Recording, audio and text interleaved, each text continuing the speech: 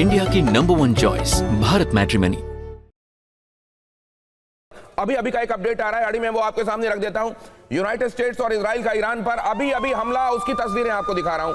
हमले के बाद जोरदार धमाके की आवाज आई। ईरान के कई शहरों में धमाकों की आवाजें आ रही हैं।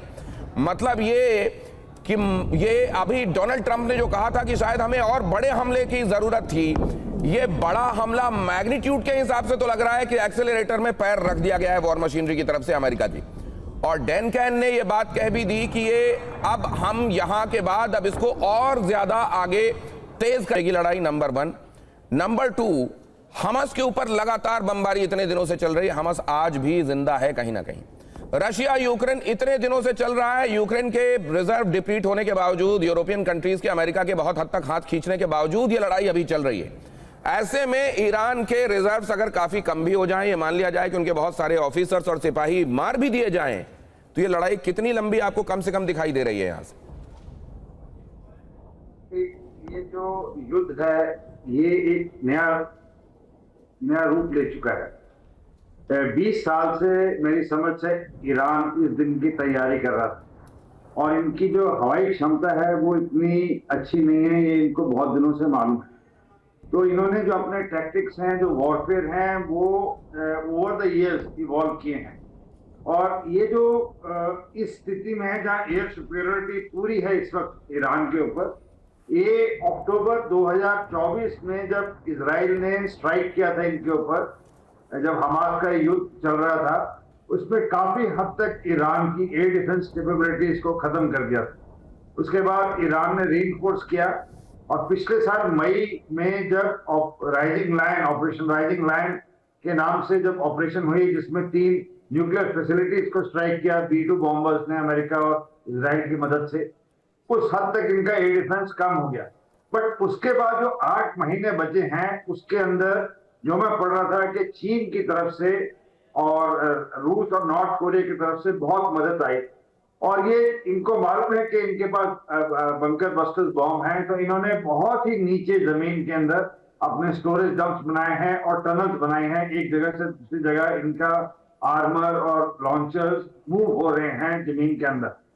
जो इनकी बैकबोन है शहादत की, जो शियाज के अंदर है, मार्टरडम को बाइंड करने के लिए, जैसे इनकी लीडरशिप 28 फरवरी को निकाली गई इन द प्रिसाइज बॉम्बिंग, मेरी समझ से ये जो गैल्वेनाइज हुए हैं और इकट्ठे हो गए, और एक आर्म फोर्सेस में एक इफेक्ट जिसको बोलते हैं हाइड्रा इफेक्ट, वो अभी इस वक्त लागू है। 31 प्रोविंस हैं ईरान में, तो 31 प्रोविंसेस के 31 अलग कमांडर्स को फ्री हैंड दे दिया गया है कि अपने प्रोविंस में अपने एसेट से, अपने हिसाब से, बिना सेंट्रल लीडरशिप से पूछे आप डिसीजन ले लीजिए। तो उसका फायदा ये रहता है सर, ऐसे में अगर बगैर कोई सेंट्रल कमांडिंग स्ट्रक्चर के अगर ये होता है, कहा जाता है ये मोज़ाइक स्ट्रैटेजी बड़ी काम आती है। आपने हाइड्रा का उदाहरण दिया। हाइड्रा को कहते हैं जितना काटो उतना वो अलग अलग स्वतंत्र रूप से जीव बन जाता है हाइड्रा। ये क्या हाइड्रा स्ट्रैटेजी, मोज़ाइक स्ट्रैटेजी बगैर सेंट्रल कमांड के इजराइल और अमेरिका जैसे पावरफुल अटैक के खिलाफ कामयाब होगी? आपसे समझने के लिए मैं आऊंगा सर। ट्रंप ने की बातचीत जरा देखिए। 5 कुर्द संगठनों को, 5 कुर्द ऑर्गेनाइजेशंस को एकजुट करने का यह प्लान है। एक अलग संगठन बनाकर हमले का प्लान चल रहा है। कुर्द लड़ाकों को ईरान के खिलाफ ग्राउंड ऑपरेशन में उतारना चाहते हैं ट्रंप। कुर्द लड़ाके, अब ये क्या वाकई ये बीच में कुछ ऐसा कि कहा जाता है कि जब डेस्परेशन ज्यादा बढ़ जाए तो आप जानते हैं कि ये शायद कार आमद नहीं होगा, लेकिन आप किसी छोटे से कोने में भी हाथी ढूंढने की कोशिश करते हैं, क्योंकि डेस्परेशन ऐसा होता है। कुर्द वाले मामले में क्या अमेरिका का इजराइल का डेस्परेशन ऐसा है, या ये वाकई कार आमद स्ट्रैटेजी हो सकती है?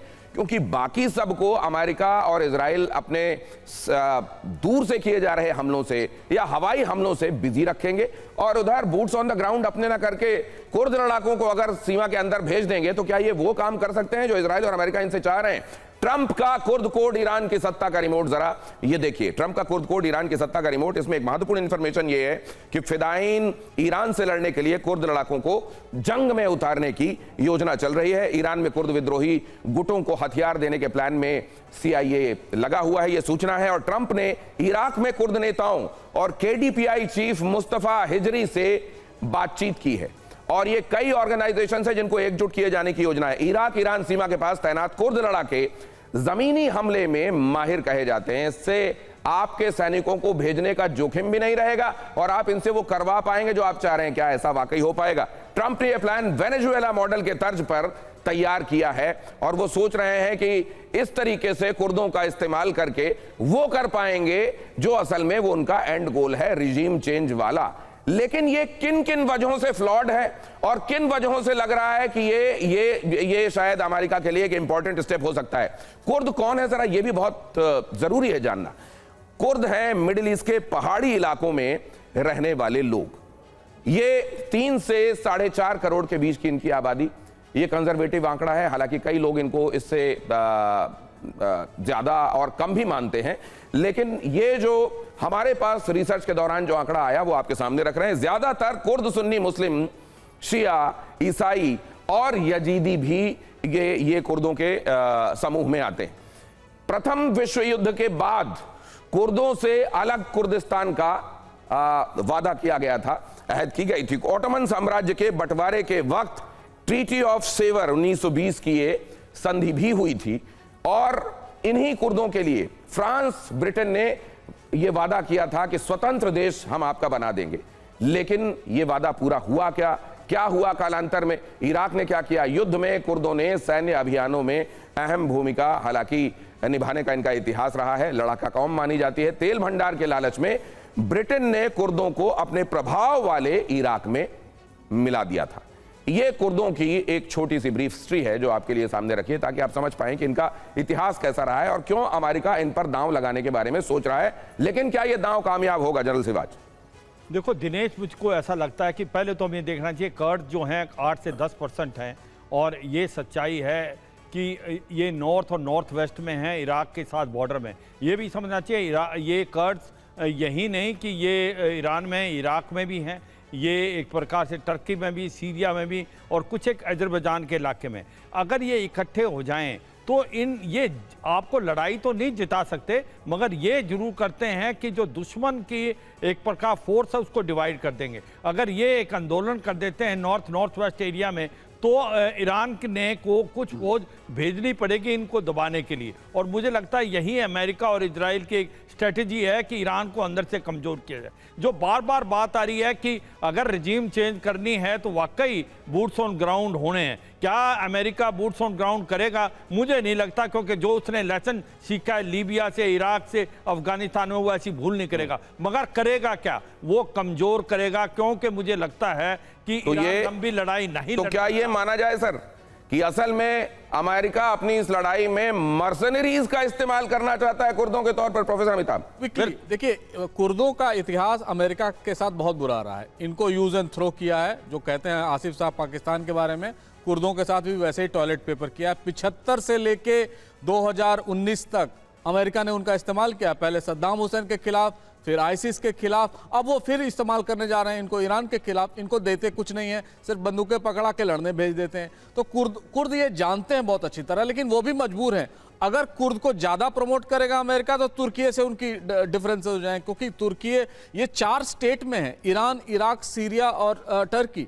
और अगर तुर्की में ये अगर कुर्दों को सपोर्ट करते हैं, तुर्की कहेगा आप इनको एक इंडिपेंडेंट होमलैंड की बात कर रहे हैं। सीरिया में इनका यूटिलाइज किया आईसिस के खिलाफ, जब वहां सरकार बदल गई उनको छोड़ दिया।